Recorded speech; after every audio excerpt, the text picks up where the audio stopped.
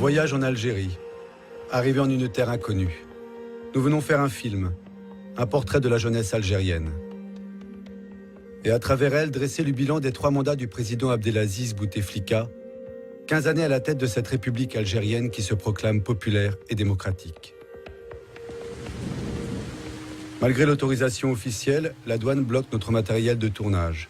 Une décision arbitraire venue d'en haut, nous dit-on.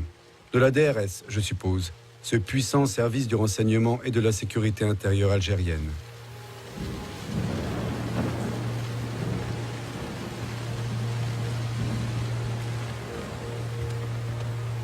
Après 5 jours d'une interminable attente, le tournage est définitivement interdit.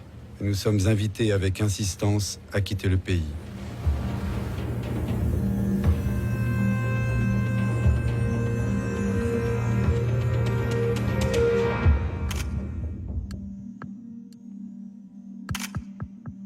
L'informel est visiblement plus fort que l'officiel en Algérie. Alors à mon tour, je reviens seul, sans autorisation. Comme un simple touriste qui débarque au port de Béjaïa, avec une caméra discrète et un appareil photo. Peu importe les difficultés, les milliers de kilomètres, les barrages de gendarmerie et la surveillance de la sécurité intérieure. Le tournage sera clandestin et le film tout entier tendu vers ces paroles d'Algérie, vers ce que les Algériens ont à dire, à faire entendre.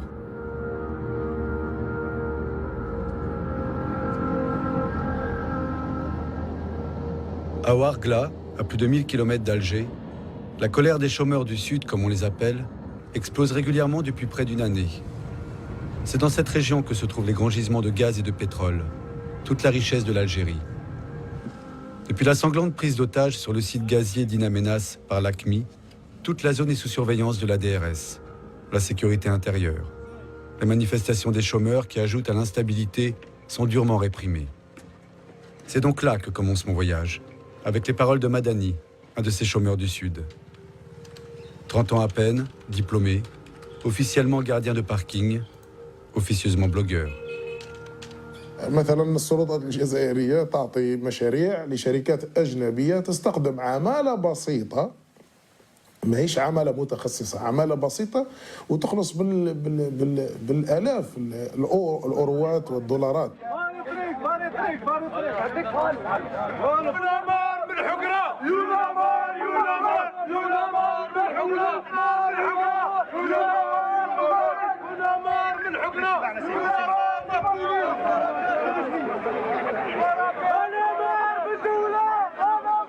يعني لما تتحدث على مشكل البطالة في المنطقة فأنت تتحدث على قنبلة نووية قادر أيا كان استعمالها لسد الطريق وغلق الطريق والاحتجاج وعرقلة مصالح الآخرين وما إلى ذلك. بعد عقود من الزمن كان النظام الجزائري يمارس الوصاية التامة على الشعب، يتحدث في مكانه ويحضر في مكانه ويحل المشاكل في مكانه. هذا خلى تراكمات أحدثت لنا في عقولنا أو جعلت لنا عطالة فكرية في عقولنا. أصبحنا لا نفكر. احنا نعرف جيدا باللي المواطن الجزائري دائما يتخوف من الجانب السياسي ويخاف يخوض غمار الممارسة السياسية بسبب تراكمات عديدة. إن شاء الله بعد ما يخرج هذا التصريح عبر التلفزيون أو أين سيوبت سأجد نفسي مدانا بتهمة إهانة هيئة قضائية. بعد الجدرمية، بعد هنا ثاني الجدرمية، بعد ثم كان لا بوليس وكان الحبس. كان الحبس. بعد زيد شوي كان سبيطار مهبل. حدا بعضها. والله هالجهة ربي يستر.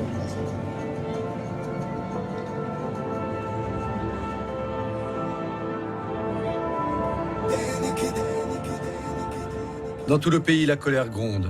Il suffit d'ouvrir les journaux du matin pour en mesurer l'ampleur. 10 000 émeutes recensées par la gendarmerie en une année. Incroyable chiffre. Des émeutes pour demander un logement, un travail, de l'eau courante, dénoncer un élu corrompu, l'insalubrité d'une école ou d'un hôpital, jusqu'au blocage des routes. Les images de la Tunisie annonçant le premier printemps arabe ont été vues dans le monde entier. Mais de ce qui se joue ici, en Algérie, on ne sait rien. Les frontières de l'information sont fermées et le pays bénéficie d'une certaine bienveillance internationale. Car l'Algérie est un pays riche Le gaz et le pétrole lui garantissent une rente d'autant plus colossale que le pays n'est pas endetté. La situation est pourtant plus fragile qu'on ne le croit. Les réserves de pétrole s'amenuisent, la croissance est en baisse, l'économie patine. Le niveau de vie ne décolle pas pour l'immense majorité des Algériens. Et la maladie du président Bouteflika, difficile à cacher, rend la situation encore plus instable.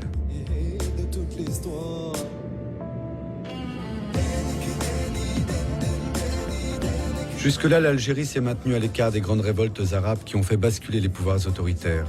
Comment et pourquoi cette exception algérienne? Combien de temps le pays pourra-t-il encore tenir?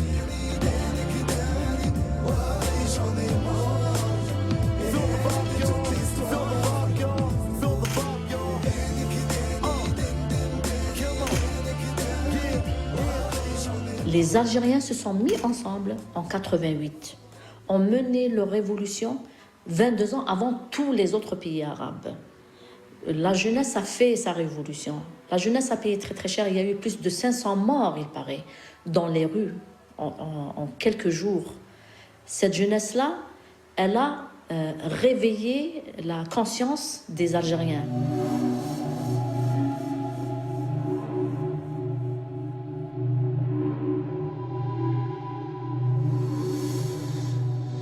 Tout cela s'est passé en 88.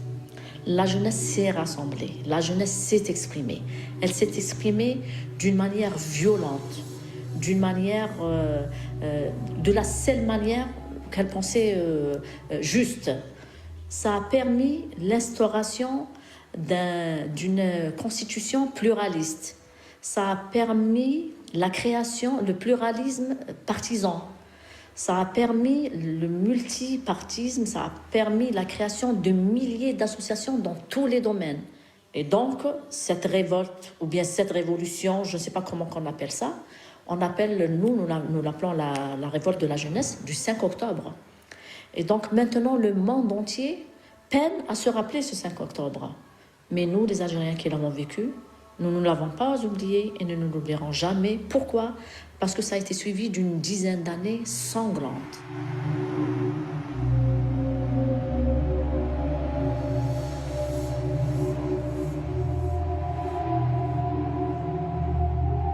Ces films d'horreur, nous les avons vécus pendant une dizaine d'années, où des gens rentrent chez vous, torturent des personnes, torturent vos enfants sous vos yeux, ou bien torturent vos parents sous vos yeux, les torturent jusqu'à la mort, les égorgent. C'est ce qui s'est passé avec mon frère et avec ma sœur.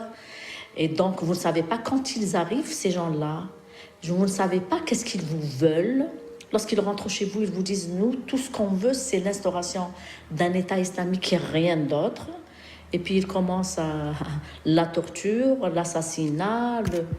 Personne n'a oublié. Maintenant, les enfants qui n'ont pas vécu cette période, ils vous racontent des histoires comme s'ils les avaient vécues. Comme il n'y a pas eu de prise en charge psychologique, parce qu'il nous fallait au minimum une armée de psychologues pour pouvoir parler à ces enfants, pour pouvoir faire exprimer ces enfants par n'importe quel moyen, par les moyens de dessin ou de la parole, pour libérer leur cauchemar, le cauchemar qu'ils ont vécu, eh bien, ça n'a pas été fait. Et cette jeunesse le vit encore. Donc, cette jeunesse vit dans leur tête ce que les parents ont vécu en réalité.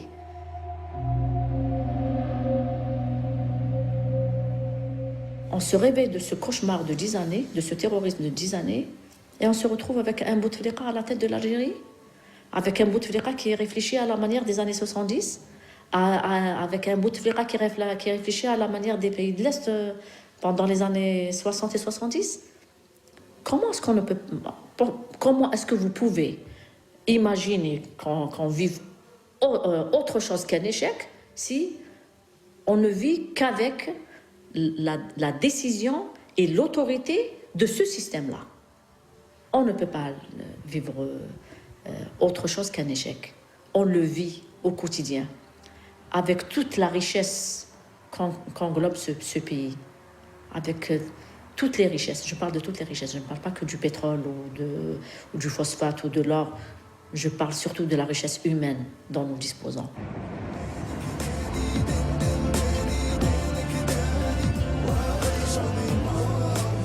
L'humain, effectivement l'autre richesse de l'Algérie. Sur près de 40 millions d'habitants, 75% ont moins de 30 ans.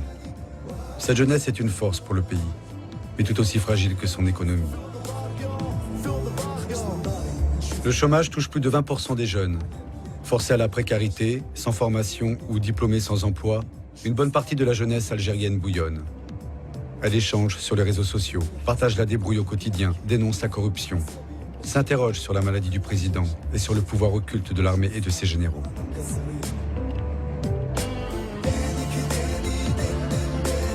نددت منظمة العفو الدولية بحبس السلطات الجزائرية المدون عبد الغني علوي على خلفية نشره صورا ورسوما كاريكاتورية للرئيس عبد العزيز بوتفليقة ورئيس الوزراء عبد الملك سلال على موقع فيسبوك. وقالت المنظمة أنه على السلطات الجزائرية أن تفرج فورا عن المدون الموقوف، مضيفة أن تلك السلطات تحاول خلق الانتقادات السباق. وأضافت أمنستي أن الجزائر ترد بالفعل بشكل مبالغ فيه في شأن لا يزيد عن التعبير الشرعي. شوف الناس اللي يحسبوا باللي قاع كيف ندير حسابي ماشي قاع الخضر حشيش، نشوف احبابي نشوف صحابي رانا مقصرين، الدعوه مخلطه هنا ولهيه، ربي يخرجها على خير، نتفاهموا نترانجوا ما يكون غير الخير نشوف احبابي نشوف صحابي رانا مقصرين. Il y a des sujets, il y a des thématiques, il y a des angles dont on ne peut pas parler dans la presse algérienne. Donc, on a eu comme seul refuge de liberté les réseaux sociaux et Internet. Et grâce à Internet, grâce aux réseaux sociaux, on a mis en place la dimension participative. C'est qu'on croit à la capacité du citoyen, à travers ces simples outils intellectuels, de pouvoir lui-même remonter l'information en échappant à tous les appareils de censure. Lors des dernières élections législatives, une fois par quand historique, un Facebooker qui est fan de la page envoyée spécial algérien a filmé une opération de bourrage d'urnes dans un bureau lointain, dans une wilaya lointaine de l'Est. Et cette vidéo YouTube, lorsque nous l'avons partagée, elle a fait tellement scandale, elle est parvenue jusqu'à la conférence de presse du ministre de l'Intérieur algérien, Bahoul Trabli à l'époque, un ministre qui est âgé de 70 ans, donc il fallait déjà lui expliquer ce que c'est que Facebook, ce que c'est que YouTube, mais il a compris qu'il y a quelqu'un, un citoyen, a pu faire éclater un scandale, il était obligé de commander une autre enquête, de refaire le vote et d'annuler la combine. Donc on a un cas concret, une action citoyenne au niveau de l'information, voilà ce qu'elle a pu changer. Donc ça veut dire qu'aujourd'hui, les réseaux sociaux, la dimension participative, les blogueurs, les citoyens et les journalistes arrivent réellement à faire bouger les lignes. Et je pense que c'est une nouvelle donne avec laquelle le régime algérien est en train de composer, parce qu'il a bien compris qu'il est obligé de composer avec nous.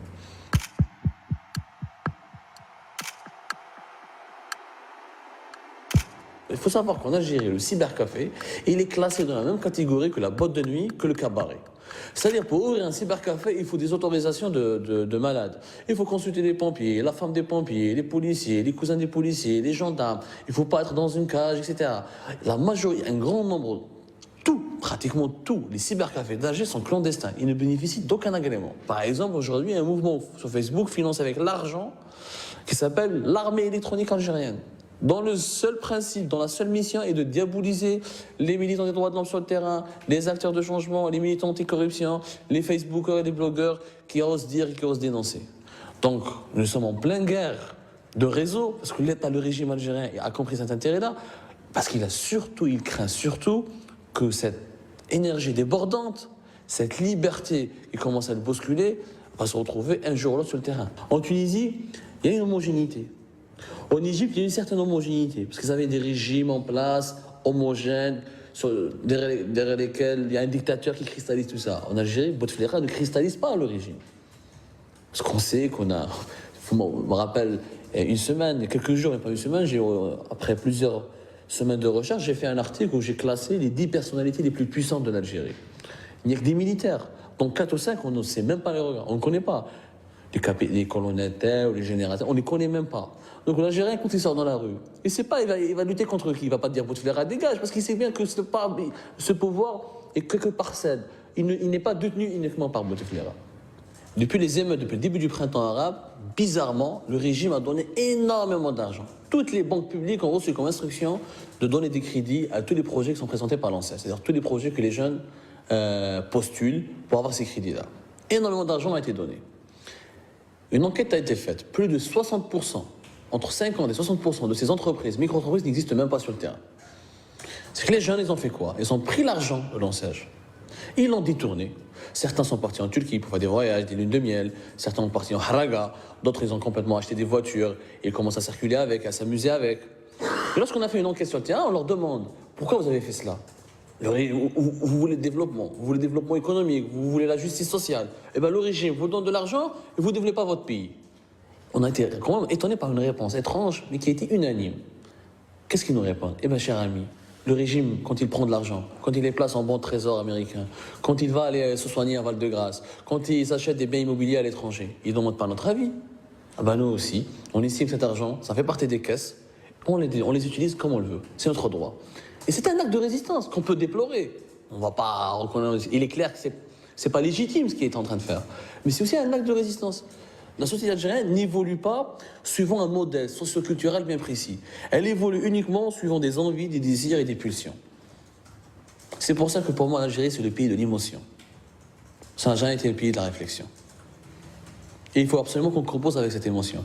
Comment passer de l'émotion à un projet de société? C'est ça le défi auquel en tant que moi, beaucoup de mon entourage, beaucoup des jeunes que je connais, on est confrontés à ça.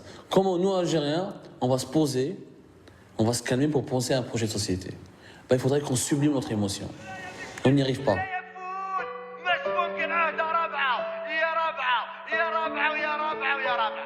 اللي نسقسيه يقول لي خطيك من لا بوليتيك ما تدورش بدا الضمان لا يبكيو عليك والديك بصح راني مآمن بحرية التعبير ما لا نحاسب الرئيس الوزير ولا المير واش من فايدة عندي واذا ما قدرش ندير ميساج خير من هذا الشيء نرمي روحي في لا ديشارج. المهم الميساج اللي حبيت نقوله لك ما كان له الرابعة درك روح ريبوزي روح ما يديروا الاحزاب كنت قادر نشيد لك سيدي الرايس زيد بصح نطبعك على راسك راني فيار باصلي الجيري عربي من الكبار وفوق هذا كامل امازيغي مسلم حار والجيري مسكينه تجوزت وتمحنت من وقت فرنسا الكلبه للتسعينات كي تخلطت دوك الحمد لله بلادي راهي تطورت من 99 الحاله صح راهي تبدلت خوتي تاع الامن سي فري راهي تسكمت نحينا الديون والايكونومي بالعقل طلعت حريه التعبير بارابور العرب زادت لا بروف راني نهضر دركا معاك بلا ما خف بصح اسكو سمعت بالسيد اللي حرق روح ولا اللي جاني ريسكي وفي الشالوتي رامي روح بريكولاج وين تروح بداها من سبيطارات وين تروح يطلع السكر سيرتو في البلديات.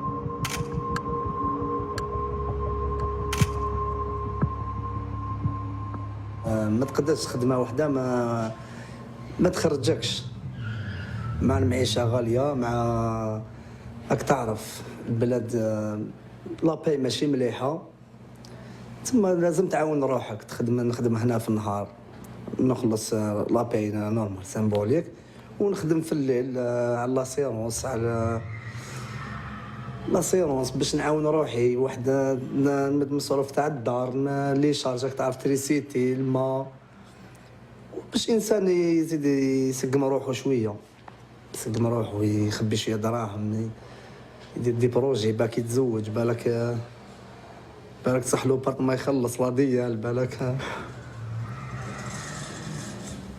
هكذا ما تقدر تتزوج تضيق في الدار ومنها كيفاش تتزوج تجيب بنت الناس باش تمرمدها في الضيق وكذا الانسان هو براسو يسلك راسو من بعد يتكل على ربي. انت كي تلقى انت الزيت زاد والسكر زاد ولابا ديالك ما كاين والو وعندك 6 في الدار ولا 7 فهمتني راهي تاني شويه إيه تلقى الناس زعفتهم، أنت تاني تخرج، أنت تاني تزعف، أنت تاني تنضر في جيبك، فهمتني؟ إيه وحنايا الشعب شغل حنا الشعب سخون بزاف، يروح يجري المشاكل، يغلق طريق، يكسر، يحرق. هي نورمالمون ماشي هكذا، نورمالمون يدير مظاهرات شغل سلميه بالعقل، يدير لي بلاك كذا، ولازم هما خرجوا معليش ليش قال لك بزاف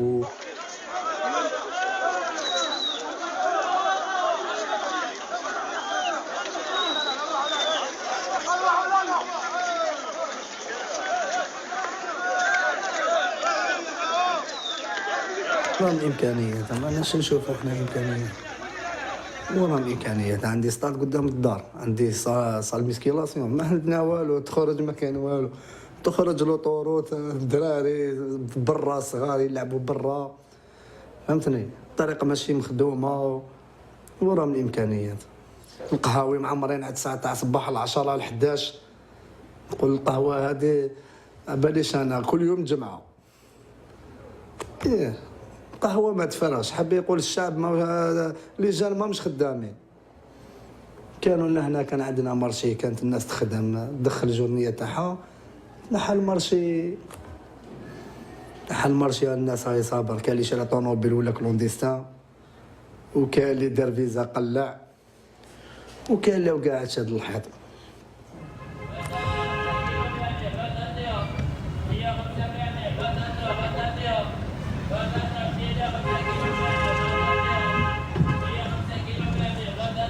حشومه وعيب علينا الشعب ينوض على جل كرشو، تنوض انت على الزيت وعلى السكر، وكاينه فايس بلو كراف ما ناضوش عليهم. انا نقول لك حاجه، الخدمه ما كاش، لي جون ما ناضوش، الناس ما ساكنين، الشعب ما ناضش، ليدوكاسيون راهو ديغراداسيون، الناس تنوض عليه. وي هذه راني معاك، مي باش الناس ناضت على جال السكر والزيت، هذه ما فهمناهاش، وعرفوا كيفاش يكالميو الحاله، يعرفونا، عرفوا بلي الشعب هذايا تاع كرشو، الشعب تاع كرشو، عطيلو ياكل. فقلنا بلي حنا تاع بالون، انفيستاو في البالون، راهم يمدوا دراهم جب في البالون، ولا بريفري لهنايا يشرو لابي سوسيال بهاد العفايس. درك الشعب كره. انا زين نقول لك واحد الحاجه، مالغري ناضت في لا بلوبار دي بي عرب، حنا في الجيري والله ما تنوض، ونحلف والله ما تنوض، باسكو الشعب كره. درك رانا نقولوا، انا واحد نقولها، ناكلوا الخبز ونسكتوا، باسكو شاك جور تشوف عباد ميتين، باسكو حنا الا ناضت عندنا والله ما تطفى، حنا ماشي كيما تونس ولا مصر، اون اني دو زون تحبس. حنا كي تنوض 20 سنه نورمال ما تحبش. هما فاقوا لنا واش كاين، بريباراو هذا الشيء، ودركا راهم يحبسوا في، يصبروا فينا كيما يحبوا. حنا نقولوا باللي سي با نورمال واش راهو يصرا، ديجا واش صرا سي با نورمال. بريزيدون قعد شحال وهو مريض في ليترونجي، واحد 3 موا ولا والله ماني شافي شحال، وبلاد تمشي نورمال بلا بريزيدون، بلاد كانت تمشي، ما صراو ني مشاكل ني لي بروبليم ني والو. هذه حب يقول بزاف عفايس. ومن بعدك تشوف بريزيدون راه بريسك ميت ما فيه والو، يزيد يدوموندي 4 موندا، والله ما بانوش راهم يخمو باش يديروا. ديجا 3 موندا هادوما 15 الا كاينين الناس لهم يقول لك باللي الجيري افونسات في لي 3 موندا هادوما ولا في لي 15 الاخرين، انا نقول باللي لو كونترير، حنا رانا غير نوليو للور، رانا نوليو للور. الو بونسوار، مساء الخير عليكم ومساء الخير على كل مستمعينا وين ما كنتم، نقول لكم بيان سور مرحبا بكم، باسكو ميغال راديو سا ديمار ميتنون. بيان سور دوكا اللي راك قاعد في الدار نقولوا كيما راك كونسونطري معنا باسكو راك رايح تشطح، سي تو افي نورمال. Il faut signaler aussi que ça fait 3 mois que notre radio existe, 3 mois de bonheur, 3 mois de bonne humeur. Voilà. Miral Radio, c'est essentiellement du divertissement. On parle de sujets de jeunes, de choses qui plaisent aux jeunes, mais Est-ce qu'on fait de la politique? Non. Nous, on est en pleine révolution au niveau culturel. Il n'y a pas d'histoire de printemps arabe ou de politique ou de religion. C'est vraiment pour faire avancer les choses. Parce qu'on pense que si chacun ajoute sa pierre à l'édifice, on pourra vraiment construire quelque chose de solide. La web radio diffuse depuis des semaines. On discute tranquillement, parfois entre copains. Il y a un très bon animateur. Il y en aura de plus en plus. Ça sera de plus en plus structuré. Et personne n'est venu toquer à la porte pour nous dire « Hé les jeunes, on n'a pas le droit de diffuser chez nous en Algérie, vous voyez ?» Personne nous a mis des bâtons dans les roues et on fait les choses bien. Je vois pas pourquoi on a un gouvernement qui pense tout de même de manière logique et qui est fier de ces jeunes et qui laisse faire ces jeunes, vous voyez. On n'est pas en Corée du Nord. D'accord. aussi لازم ما ننساوش باليوم رانا لو 17 اكتوبر ما ننساوش الشهداء بيان سور تاعنا اللي en 1961 اللي ماتوا en France bien sûr c'est très important faut dire ça aussi عندنا شهداء اللي ماتوا سي دي مارتير اللي احنا نطلبوا ندعيو لهم بالرحمه ان شاء الله باسكو لو كان ماشي هما Il n'y a pas de mire à la radio. Voilà. Ben voilà, on va الله يرحمهم. Ben oui. أنا أخمم على روحي واش يقول لك المؤمن باش يسبق.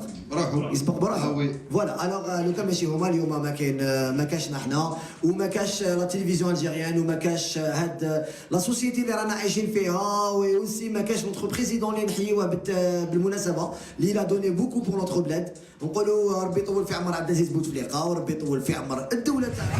Notre principe, c'est d'avoir dans 50 ans ou 80 ans notre nom dans l'histoire, notre touche, notre... voilà. Maintenant, genre, quand on était petit, on a étudié, il y avait l'Arbi ibn Mehdi, il y avait des grands martyrs dans la révolution algérienne, mais à partir de 7 minutes, ça sera notre nom, Inch'Allah. Ça sera nous qui vont réussir cette révolution culturelle, surtout pacifique.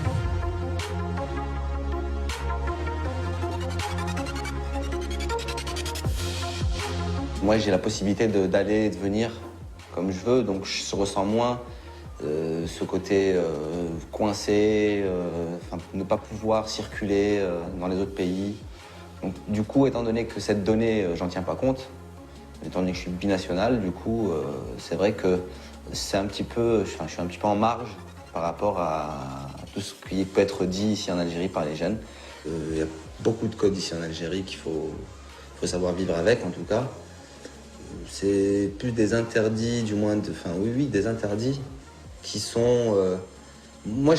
ces interdits-là, je les verrais plutôt comme du savoir-vivre, du respect de l'autre. Parce que, bon, certains... je prends l'exemple de pouvoir circuler et se promener avec sa copine. C'est pas si évident que ça ici en Algérie, par exemple. Il y a certains endroits où on peut se promener tranquillement, faire les magasins, les boutiques et autres, et puis il y a d'autres endroits où c'est un peu plus gênant. Pourquoi? Parce qu'on se promène avec quelque chose que d'autres n'ont pas forcément. Par exemple, je parle de savoir une copine, mais c'est de la même manière que de circuler avec un beau véhicule dans un endroit où tout le monde est à pied.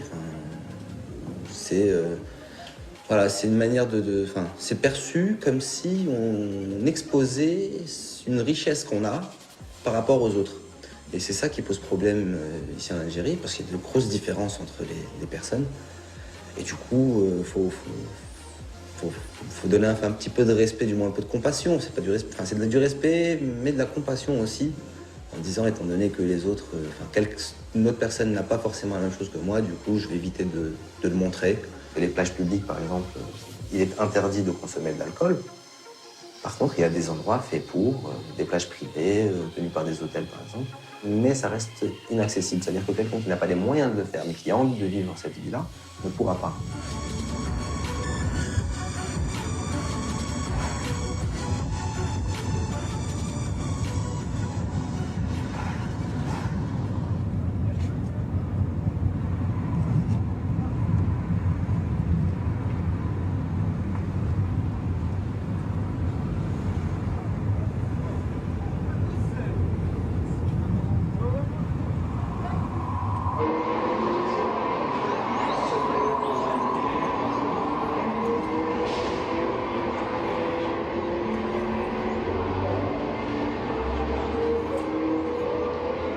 L'avenir d'un jeune en Algérie, c'est un petit peu très flou. On n'arrive plus à se situer. On a passé une enfance un petit peu délicate, vu le mode de vie, le niveau de vie qui est bas. Le salaire minimum, par exemple, d'un employé, c'est fixé à 18 000 dinars, ce qui fait à peu près 180 euros. Et ça en fait rien. Et quand tu achètes, je sais pas, je prends un exemple, un téléphone portable. Le minimum, il coûte à 40 000 dinars. C'est 4 fois le salaire d'un employé algérien. Donc on ne se permet rien. Et c'est ce qui est malheureux. On voit toute la jeunesse qui est perdue, sans espoir. Et qui font le deuil sur la jeunesse, leur jeunesse qui passe sans avenir, avec un avenir flou. On ne se permet pas tous de rêver, d'avoir le rêve, un jour je vais trouver un travail. Parce que c'est vraiment très difficile. Faire de la politique, par contre, un petit peu. Mais avec la situation actuelle, avec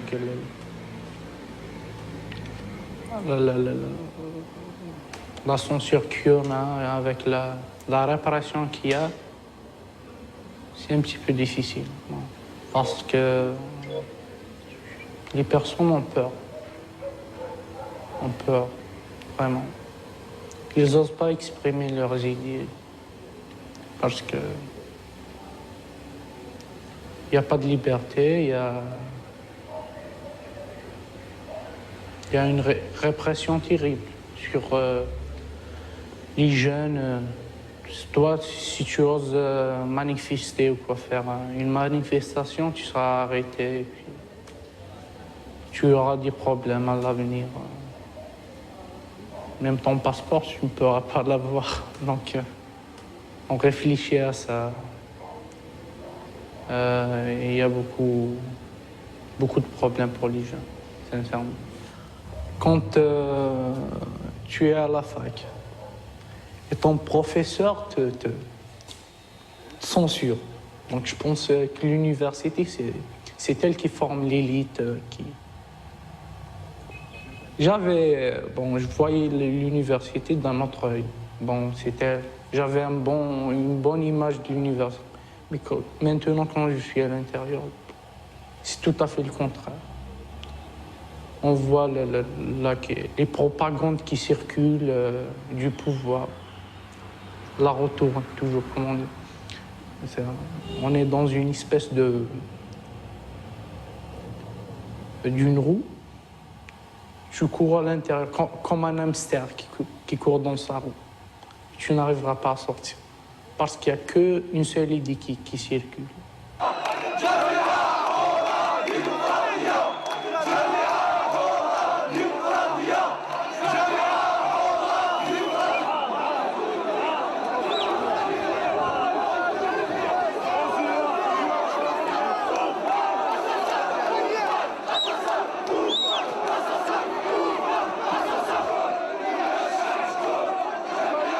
On n'arrive plus à faire la différence entre le jour qui finit et l'autre qui commence. Et tu penses, qu'est-ce que j'ai fait hier? Qu'est-ce que sera aujourd'hui? Et tu es sûr que demain soit pire que hier. Donc, je ne sais pas si on va supporter tout ça. Et j'espère qu'on arrivera un jour à faire enlever un petit peu la poussière de nos yeux. Je sais bien que c'est difficile, mais un jour arrivera. Un jour arrivera.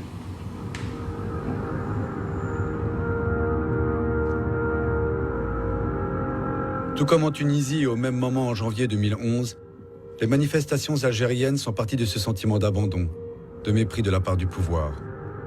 Mais en Algérie, ces mouvements qui auraient dû aboutir à une révolte nationale ont été tués dans l'œuf. On sait, désormais, que beaucoup ont peur de replonger dans une décennie noire aux mains des islamistes. On sait l'argent qui a été massivement distribué aux jeunes. On sait moins le double jeu du pouvoir. D'un côté, des effets d'annonce. La libéralisation des médias, l'éclosion des radios pour la jeunesse, l'illusion du divertissement. Mais sur le terrain, la répression des manifestations, l'infiltration des coordinations d'étudiants par la sécurité nationale qui étouffe toute velléité de révolte. On sait moins qu'une ligne de démarcation divise la jeunesse algérienne. D'un côté, une jeunesse dorée, conciliante avec le pouvoir, une minorité capable de s'offrir une journée de plage privée au prix d'un salaire mensuel. De l'autre, une majorité au quotidien précaire et dont l'issue serait pour certains de rejoindre les rangs des islamistes. Pour d'autres, de tenter le voyage clandestin, la traversée de la Méditerranée.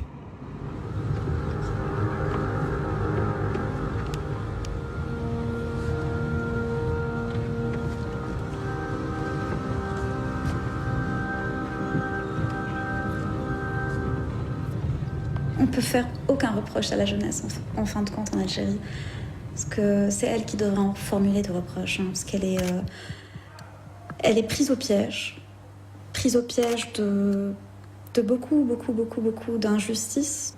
Elle est soumise à tellement d'injustices qu'on ne peut pas lui reprocher quoi que ce soit.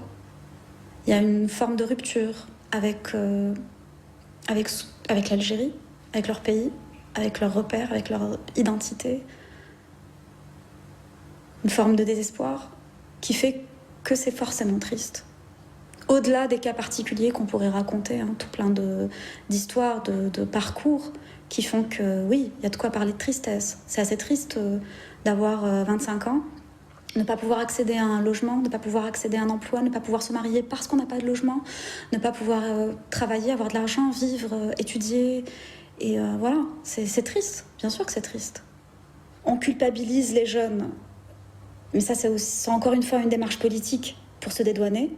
Tout est fait pour casser cette envie de faire des choses et cette envie de vouloir bouger les choses. Il y a comme une forme de désespoir, une impossibilité. Il y a une forme de lassitude, il y a comme une démission générale. Comme si qu'il n'y avait pas grand-chose à faire si ce n'est attendre que ça se fasse tout seul. C'est assez triste et c'est assez complexe, même si on peut en citer des exemples de personnes qui font bouger quand même la société, l'Algérie, et qui... Voilà, mais il n'y a pas de mobilisation autour d'un projet. Il y a des actions dispersées, des actes isolés, on va dire. Mais il n'y a pas de mobilisation générale qui converge vers un même idéal. Celui de faire avancer le pays ou de faire bouger, aller vers plus de justice, un peu plus de démocratie, un peu plus de bien-être, de droit au plaisir, au loisir, à un apaisement culturel. Il n'y a pas de projet commun.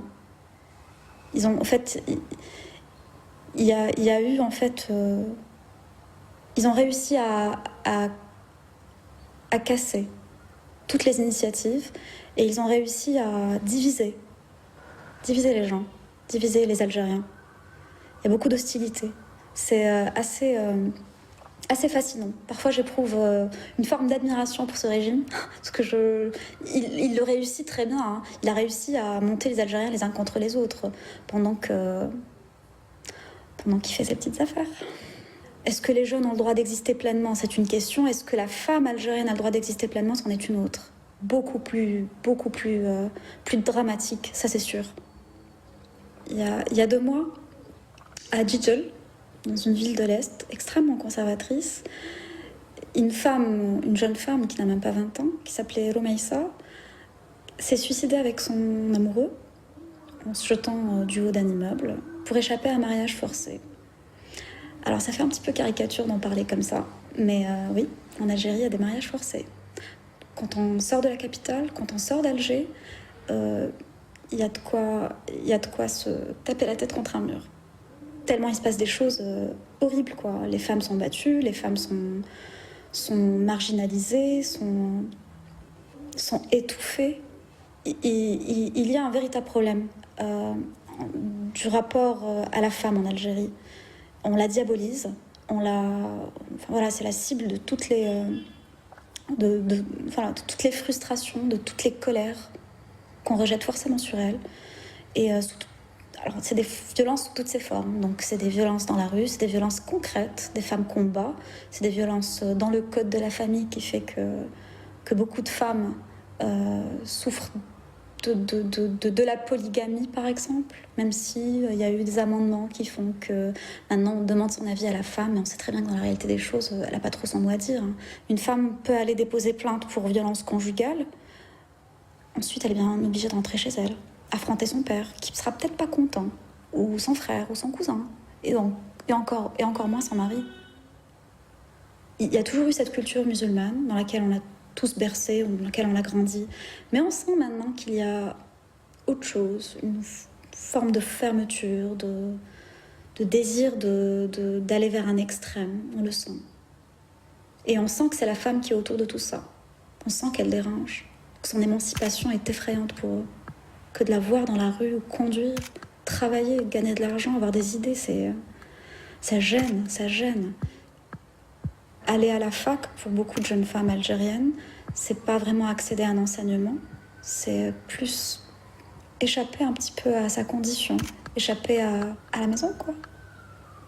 Tant que ce régime autocratique, pour être précise, ne lâchera pas du lest, je ne pense pas qu'il puisse y avoir d'autres solutions, parce que la pression pacifique ne porte pas vraiment ses fruits. On le voit depuis quelques années, il y a une forme de pression sociale où voilà, il y a beaucoup de gens qui s'organisent pour contester, mais ça donne pas grand-chose.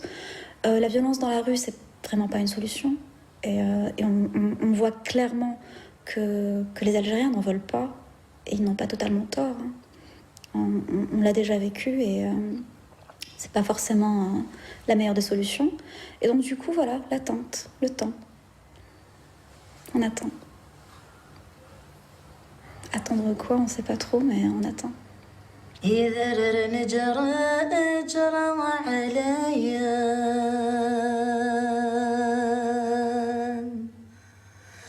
يا ويني فسان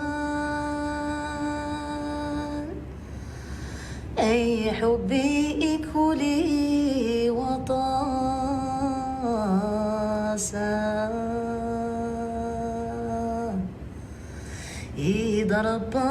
Ces images que je filmais me semblaient bien anodines. La traversée d'un petit village de Kabylie, près des montagnes du Djoudjoura. Mais en Algérie, rien n'est anodin. À peine sorti du village, je suis arrêté par la gendarmerie. Un barrage de sécurité comme il y en a tout le long des routes du pays. Presque une routine pour les Algériens. Mais pour moi, ce jour-là, le contrôle est plus musclé. On m'accuse d'avoir filmé la gendarmerie, un acte grave, perçu comme une menace. Conduit au poste, sous escorte, je suis mis en garde à vue. Tout autour de moi, affichés sur les murs, des portraits de terroristes islamistes suspectés d'avoir rejoint le maquis. Sous les visages, dont de très jeunes, des adolescents, les dates des avis de recherche. 2011, 2012, 2013. Recherche sur le net et dans les journaux algériens qui disent bien l'actualité de la situation. 2 terroristes récemment abattus à Bouira. 2 près de Tizi Ouzou. La liste est longue. 200 terroristes au total auraient été abattus durant l'année 2013, dont certains suspectés d'avoir effectué ou préparé des attaques contre des gendarmeries. Quel crédit donner à ce chiffre inquiétant? La DRS, la sécurité intérieure, est très sensible à ces articles qui témoignent de l'instabilité du pays, et elle tente à chaque fois de les interdire. Mais elle peut aussi jouer l'ambiguïté, instrumentaliser la presse et agiter la menace d'un retour des islamistes, si le peuple venait à se révolter comme en 1988. Toujours est-il que les islamistes algériens réapparaissent au grand jour. Parmi eux, les salafistes semblent avoir tiré les enseignements politiques des événements de Tunisie et d'Égypte. On les retrouve dans des associations pour attirer vers eux des jeunes en rupture politique, mais sans l'ombre des années noires et de ces massacres de civils. Ils se disent quiétistes. Pas de retour aux combats armés.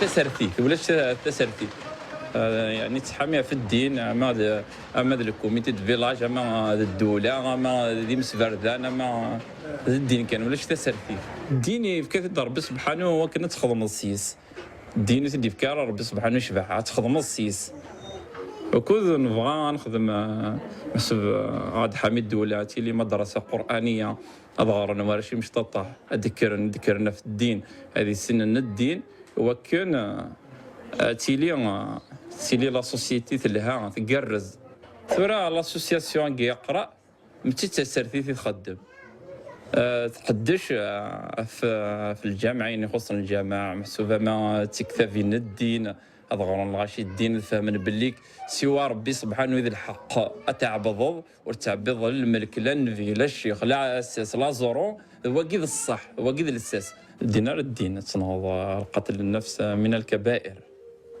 ذنوب قرآن تنهض تروح حرم ربي سبحانه الدين تسقمت إن تجتنبوا كبائر ما تنهون عنه نكفر عنكم سيئاتكم وندخلكم مدخلا كريما. Des jours maintenant que je parcours ces routes, l'œil sans cesse attiré par ces villages fantomatiques dont on ne sait s'ils sont en construction ou en destruction, à l'image du pays. L'Algérie m'apparaît comme un vaste chantier travaillé de l'intérieur. À part les milliers d'ouvriers chinois affairés à construire des routes et des immeubles, il n'y a personne ici. Pas de touristes, pas de voyageurs. Le monde n'est pas en Algérie, sauf autour des gisements de pétrole et de gaz. L'Algérie veut refermer sur elle-même. Et je pense à cette phrase si souvent entendue ici. On attend. On attend. Comme perdu entre l'abandon, l'oubli et le rêve d'un ailleurs inaccessible.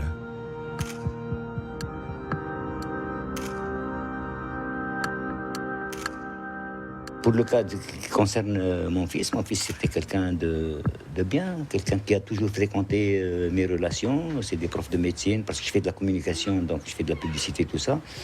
Donc c'est des gens de haut niveau. Même les copains de son âge, ils sont rares, ils sont 2 ou 3. Il a essuyé 4 ou 5 refus de visa. Il était dans un café, il y avait un groupe de jeunes qui avaient prévu leur départ le lendemain, c'est-à-dire une journée après. Il y a quelqu'un qui s'est désisté et il parlait à haute voix. Mon gosse qui les connaissait a prêté l'oreille à la discussion. Il s'est mis à table avec eux. Il y a quelqu'un, faute de sa cotisation, donc on ne peut pas acheter le moteur et on ne peut pas partir alors que le temps est bon. Il était sur le truc, il a pris une décision comme ça. Et si je m'embarque avec vous, vous me prenez, ouais. Il s'agit de combien? Il s'agit de 100 000 dinars. C'est ok, bon, je pars avec vous. Il est parti comme ça. Et quand il est venu le soir, ça s'est passé au début d'après-midi, et il m'a raconté que je vais m'absenter quelques jours, je vais aller en Tunisie. Il a l'habitude de prendre de la famille pour aller comme ça de temps en temps, les week-ends en Tunisie et revenir. Ah non, t'inquiète pas, je ne vais pas te demander la voiture, hein, ni de l'argent. J'ai des sous, et la voiture de mon copain, je vais juste 3 jours. Et puis à l'arrivée, je vais t'appeler. Il n'a pas l'habitude ni de mentir, ni de trucs. C'est quelqu'un qui m'est très fidèle. Et il bosse avec moi depuis son plus jeune âge. Je l'avais toujours eu sous la main.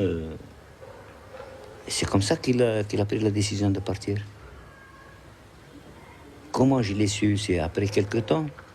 En cherchant avec qui il est parti, je suis arrivé à trouver une personne qui était le père de l'un des membres de l'équipage, qui m'a expliqué que oui, effectivement, mon fils a bel et bien pris la barque avec son fils, qui sont venus dîner chez moi, et je les ai accompagnés jusqu'à la plage. Mais sans ça, c'était un point d'interrogation, c'était incroyable. C'est comme qui dirait, on a trouvé Obama au marché aux puces en train de vendre des bretelles. Hein. C'est vraiment quelque chose d'inconscient. Donc ces choses-là, cette spontanéité aussi chez les jeunes, elle y est pour quelque chose.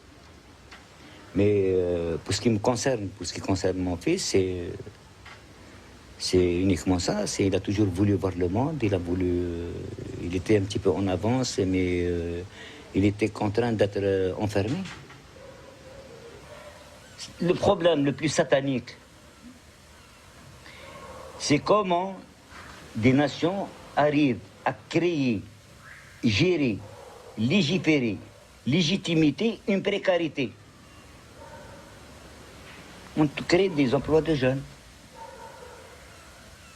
On te permet de vendre dans la rue sans registre de commerce. Et on crée cette précarité. On donne une petite pension de chômage. Tous ces instruments, on crée les contrats comme on les fait en Europe, les contrats à durée déterminée. Tout ça, c'est pour créer une précarité, la sursoir sur une nation. Et puis vous allez vous tenir tranquille pendant une année. La deuxième année, vous êtes en chômage et ça reprend. Mais c'est une précarité qui est volontaire, qui est initiée par ce que j'appelais tout à l'heure les faiseurs de misère, qui est institutionnalisée même. C'est-à-dire qu'ils sont là pour faire des misères. Ils peuvent dépenser des fortunes incroyables dans des séminaires, dans des congrès, mais ils ne peuvent pas donner le pain à ceux qui en ont besoin. Un problème de leadership, un problème de fierté déplacée, je ne sais pas comment la qualifier. Sinon, comment des gens signataires de certaines conventions, dont je parlais tout à l'heure, qui ont un certain niveau intellectuel et culturel, parce que ce n'est pas n'importe qui, c'est des gens qui savent lire et écrire et puis interpréter et tout ça, peuvent accepter que de notre temps, des gens par milliers meurent en mer. Ils ont des solutions pour aller faire la guerre. Ça, ils peuvent prendre des décisions tout de suite. Pour aller enfuir sous des tonnes de bombes, des gens à tuer des milliers comme ça pour dire qu'on va arranger quelque chose. Et ils mettent de l'argent. Mais ne pas mettre de l'argent pour préserver des vies humaines qui meurent chaque année, tous les jours, noyées dans les mers d'une façon horrible, ça, ils ne veulent pas le faire.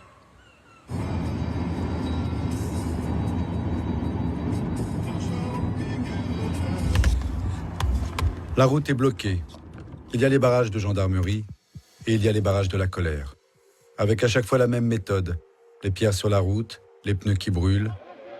L'un des manifestants me dit qu'il n'y a plus de politique, plus de prise de parole qui tienne. Le seul moyen de se faire entendre, c'est de bloquer la route.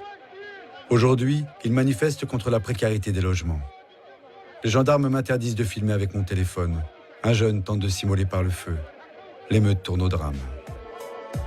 Monsieur le président راني ما سبيتكش قلت واش كاين في قلبي برك وما خفتش ما حركتش على العصيان ما سبيش هيئة نظامية راني قاري اون بليس ما ربونيش هكذا والدية هادي ننويوها اكزامبل تاع حرية ما تخلينيش نندم على الخطوة هادية فليقة نحترمك انت يا كبير عليا ديرها من وليدك نصيحة ووصية.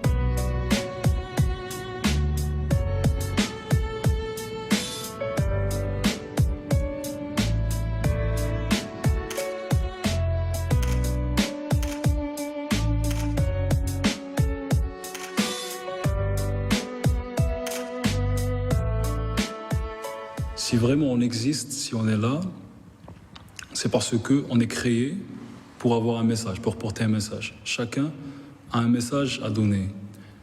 Il y a des personnes qui portent des messages spirituels, d'autres sociaux, d'autres politiques, d'autres humains. Donc nous, on est là pour parler de tout ça. Juste, pas seulement pour chanter, mais justement pour parler de nous-mêmes, pour parler de notre entourage, de notre vie. Bon, le nom du groupe, c'est Démocratos. C'est-à-dire que ça a une... comment dire, ça vient de démocratie. Et Tos, c'est un truc, humoristique par rapport à la démocratie. Si on veut une démocratie, il faut qu'elle soit algérienne. Ok ? Il faut qu'elle soit notre démocratie. Il faut qu'on crée notre démocratie propre à nous. Et malheureusement, même après l'indépendance, on a eu notre indépendance et tout, donc ils ont repris la même attitude, le même concept, c'est comment dire, c'est celle d'écraser le sacré. Le sacré n'est pas seulement symbolique, c'est... Il y a plusieurs trucs qui sont sacrés, qu'on ne peut pas voir, vous avez compris? Comme la liberté, comme le rêve. Si quelqu'un te dit non, tu ne peux pas faire ça, c'est-à-dire qu'il va tuer quelque chose en toi, il va tuer ton rêve et tu ne peux même pas plus t'imaginer exister après.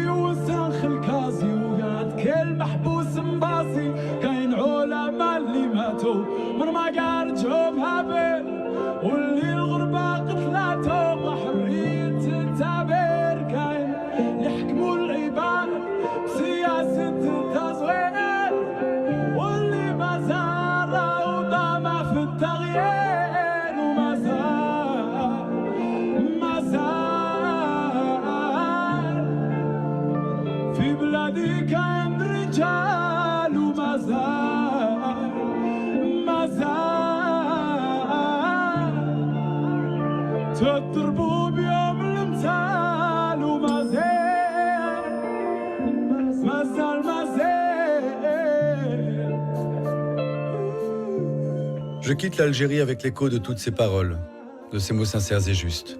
Mazel, Mazel, ce n'est pas fini. Non, ce n'est pas fini. Bouteflika a annoncé qu'il se présente pour un 4e mandat. Sur les réseaux sociaux algériens, comme dans la rue d'Alger, la colère éclate, jusqu'au débordement. Les Algériens ما يقدروش عليهم. اليوس الجزائريين مش جايح.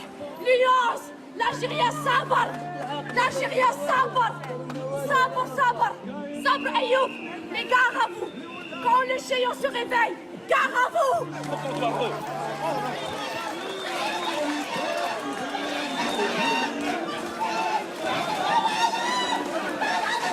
La sécurité intérieure est sur le pied de guerre. Elle craint le pire, un soulèvement populaire et massif, capable de renverser en Égypte ou comme en Syrie. Sur quel chemin dangereux l'Algérie s'est-elle engagée? وما زال